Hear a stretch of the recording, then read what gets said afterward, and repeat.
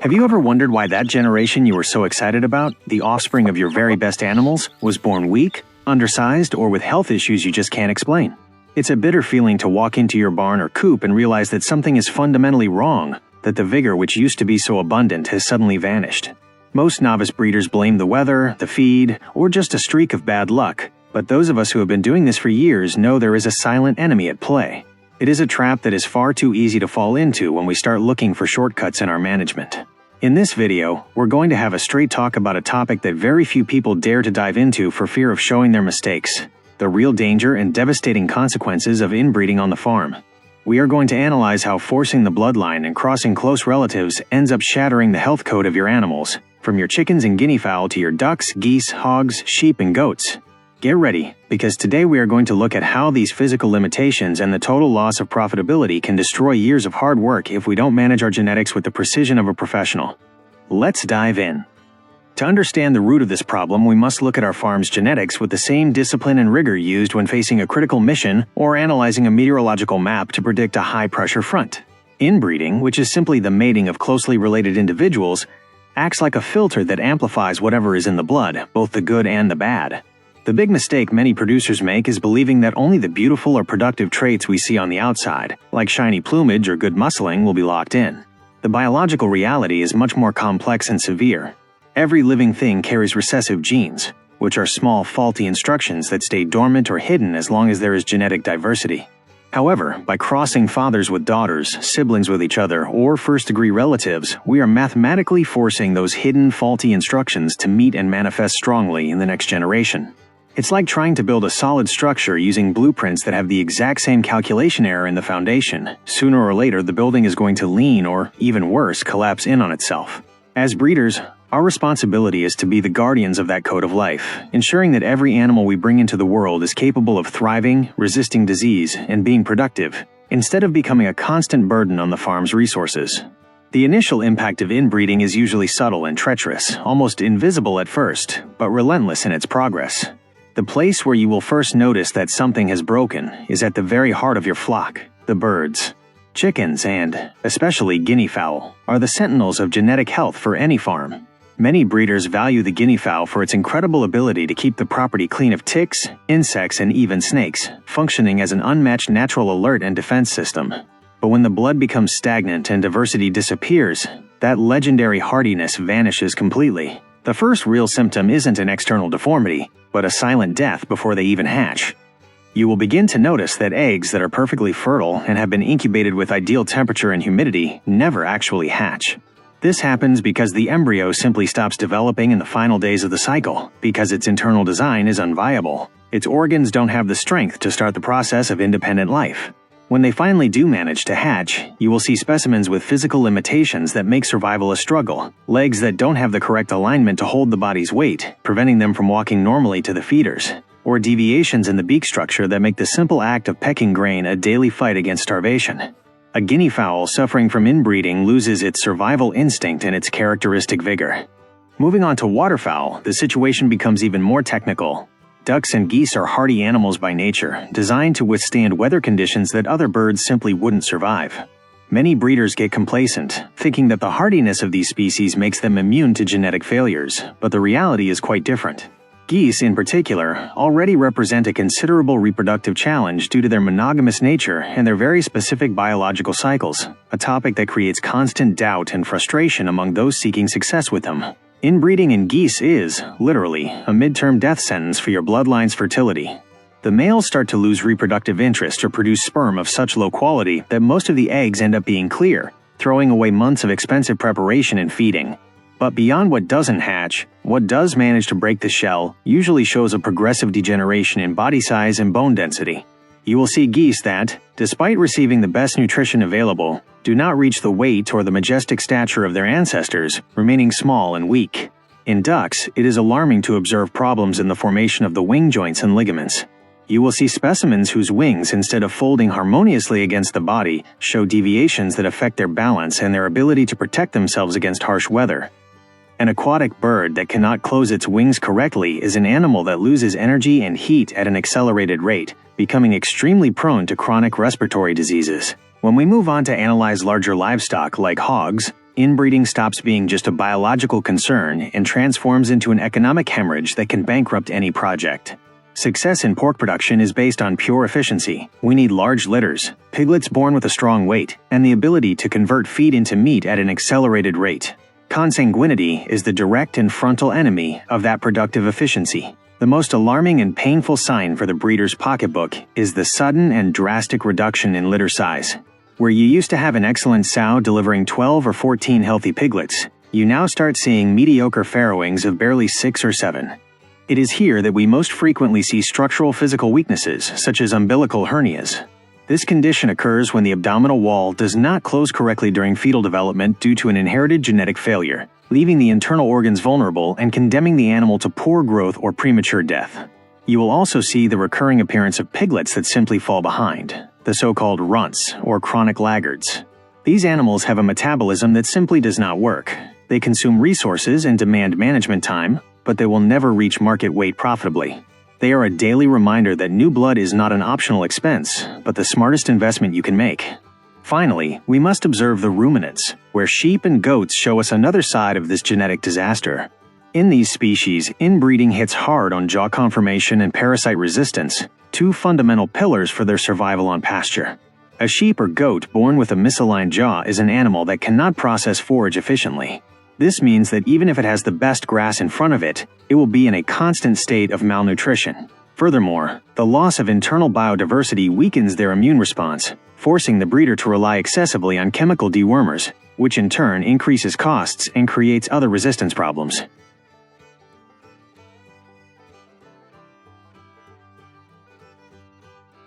Continuing our deep dive where we left off, it is essential to focus on how inbreeding affects ruminants, specifically sheep and goats. In these species, the genetic impact manifests with a technical cruelty that directly affects their ability to feed and survive in the field. The most recurring and devastating problem is jaw malformation, commonly known in the industry as parrot mouth or sow mouth. This isn't just an aesthetic detail that reduces the animal's value at a show or auction. It is a sentence of chronic malnutrition. When the teeth do not fit with millimeter precision against the dental pad, the animal loses the ability to cut forage effectively, forcing it to spend twice the energy to get half the nutrients. Beyond the obvious bone structure, consanguinity hits the immune system of ruminants with a force that the breeder often fails to detect until it is too late. Sheep and goats coming from overly closed crosses lose that natural hardiness that makes them profitable. You will notice that your flock becomes extremely susceptible to internal parasites and respiratory diseases that previously did not represent a serious threat. This loss of resistance forces you into a costly cycle of constant veterinary treatments and frequent deworming, draining the profitability you have worked so hard to build through daily discipline. Managing a herd or flock requires the same level of foresight and variable analysis that an expert uses when studying a pressure map to anticipate a severe storm front. You cannot afford to wait until the problem is visible across the entire group before you take action. In goats, for example, inbreeding also warps their temperament and natural instincts, making them harder to manage. We have seen how some breeders struggle with animals that refuse to respect any type of fencing or boundary, even within well-designed systems. A genetically weak animal is not just prone to disease. It often presents erratic behaviors that turn daily chores into a constant headache for the breeder seeking order and efficiency in their production zones. Furthermore, the health of the feet and hooves in sheep and goats is another pillar that crumbles when the bloodline is not renewed. Weakness in the pasterns and a high propensity for hoof malformations are clear signs that the genetic vigor has been depleted. A ruminant with mobility issues is an animal that will not forage actively, which drastically reduces its productive longevity and its value to your bottom line. As breeders, we must realize that every sick or inefficient animal represents a drain on resources that could have been avoided with a simple sire rotation. Excellence in breeding is never achieved by chance. It is the result of applying a near-military rigor to the selection and culling of individuals that do not meet health standards. Now, once we have identified these alarming symptoms in our chickens, geese, hogs, or goats, the most important question arises: how do we fix the course and clean up our farm's genetics? The solution is not complicated, but it requires determination and the willingness to break away from the convenience of old habits. The first and most effective technical step is the golden rule of blood exchange. You must establish a strict rotation cycle where the breeding male is replaced at least every 2 years. This ensures that the sire never has the chance to breed back to his own daughters, cutting the cycle of inbreeding at the root before those faulty genes can take hold. This blood exchange must be done with professional criteria, not just by grabbing any random animal from a neighbor's yard. You are looking for specimens that bring traits of strength and health that complement your own existing stock. This is where your technical knowledge becomes your greatest asset. Just as international crosses have been used throughout history to create elite, hardy breeds that produce better meat and milk, you must look for sires that refresh the hybrid vigor of your operation. Bringing in a male from a completely different genetic line acts like a jolt of vitality that you will notice almost immediately in the health and growth rate of your new births. Another vital tool in your arsenal is exhaustive record-keeping of every birth and every cross. You simply cannot trust a task this critical to your memory alone. You must mark your animals properly, whether with leg rings for birds or ear tags for mammals, and maintain a detailed log of who the parents are for every offspring. This allows you to detect patterns of weakness early and make culling decisions based on hard data rather than guesswork. Discipline and record-keeping is what separates a hobbyist from a professional breeder who is actually projecting long-term success. Remember, every animal on your farm consumes feed, space, and time. Make sure they have the genetic potential to return that investment. For breeders of ornamental birds and exotic geese, where aesthetics are just as important as health, the challenge is twice as hard. Sometimes the obsession with locking in a specific feather color or a particular shape blinds us to the internal degeneration we are causing. You must be brave enough to sacrifice a beautiful visual trait if it means saving the overall vitality and fertility of your bloodline. A gorgeous bird that is sterile or physically weak has no future in a serious breeding program. True success is achieving that perfect harmony between exterior beauty and an internal genetic architecture that is robust and capable of resisting disease for many years to come. It is also fundamental to foster a network of collaboration with other breeders who share your level of technical rigor. Exchanging males or scheduling sire purchases between farms that maintain good records is the safest and most economical way to maintain that essential hybrid vigor. Do not view other breeders as just the competition. Look at them as strategic allies in preserving the health of your animals. By collaborating, both of you ensure that your projects remain profitable and that your passion for breeding isn't dampened by the frustration of seeing animals born with avoidable problems. A simple conversation and a well-planned trade of specimens can save you years of genetic headaches. Remember that nature punishes uniformity and rewards diversity at every turn. Your farm is a living ecosystem that requires movement, change, and constant renewal to stay strong and competitive. By applying these principles of genetic rotation and strict tracking, you aren't just protecting your finances, you are honoring the lives of the animals under your care. You have the power to transform a stagnant breeding program into a model of vitality and productivity that serves as an example for others. Taking the professional path in genetics is what will ultimately ensure that your labor in the field remains truly rewarding and sustainable over time. Animal husbandry is one of the noblest and most demanding tasks one can undertake. It connects us with the fundamental cycles of life and forces us to become better observers and more effective managers. Inbreeding is a serious challenge that tests our ability to prioritize the long-term welfare of our animals over immediate convenience. By understanding these risks and applying the technical solutions we've covered, you are ensuring that your farm's legacy is defined by health and abundance. Do not let the silence of an unhatched egg or the weakness of a consanguineous animal dim your enthusiasm for the work. Take control of your genetics today, and you will see life flourish with a renewed energy in every corner of your barn.